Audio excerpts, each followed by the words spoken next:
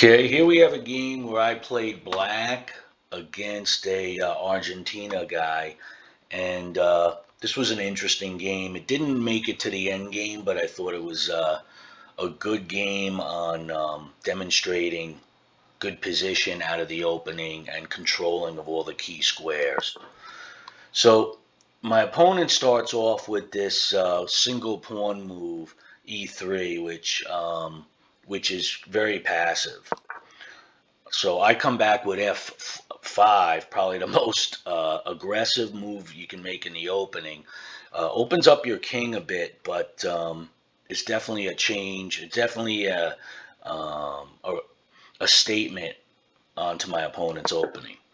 So it comes back again. I guess he's preparing to fianchetto the bishop on up there on b2. So normally, this defense for black would be looked at as a little bit dubious, but because my opponent started off so passive, it actually plays right into the opening. My opponent's got two good bishops, but you'll see how I start to cut off the squares that they control fairly quickly. And we make this exchange in the opening, and already you see with this pawn push to d5, I'm gaining a whole lot of control of these center squares, of these key center squares. So here I'm just trying to develop and catch up with time. But finally, when I make this knight move, you can see I'm attacking the queen and the bishop. And what it starts to do is give me what's called tempi, or a lead in time. And time is very critical. If you get a big jump on your opponent, 15 moves in the game pretty early on in time, they're going to have a hard time getting out of that deficit. So all of a sudden, white has to make these reactive moves. Here again, another knight move, and although that's not an ideal square for my knight, the queen is forced to run around while I'm developing my pieces. So I'm exchanging on my terms and gaining control of the center. So at this point, white's probably starting to figure out that I'm gaining all this space and control in the center. Yeah, my king's a little more open, but white is so behind in development, doesn't have a chance to exploit that. So here again, another bishop move, controlling the key diagonal. Moves over there. Then again, I'm kicking out the queen, and you see I'm making all these sort of free moves. And here I'm trying to connect the bishop and the queen.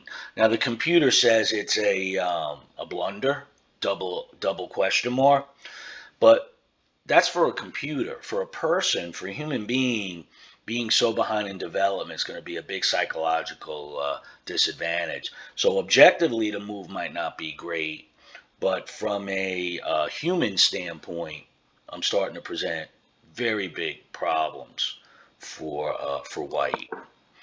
So here, white makes this move, which clearly there's no defending this pin.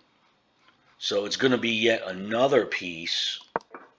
So white has no choice but to defend with a king pawn move here, thus opening up the king side. And now I push the center here. For some reason, again, the computer says it's objectively bad, but it's just leading to controlling so many squares. So here, once the queen moves back, I realize, okay, there's a piece hanging here, there's a piece hanging here. I'm going to come out on top of this, and as long as white doesn't have enough to rebound, it's going to go fairly well. So exchange off, takes, takes, takes. Now, white does a desperation move, says, hey, let me try to regain control of the center. I move over here, to connect up the bishops and threaten taking the pawn by the king. White tries to check me and does control some diagonals, but I have defense for that. And then I start to see that there's a pin here, and the king side of White's very vulnerable to checks. So takes with check, moves to the corner, pins the queen, and this one is all she wrote. Now, suppose that White could have taken rook takes bishop and pawn takes back, but White would be so behind in material and development. I guess my opponent just figured, why prolong the abuse, so to speak. So that's all she wrote. This one's in the done column. Thanks for visiting my channel.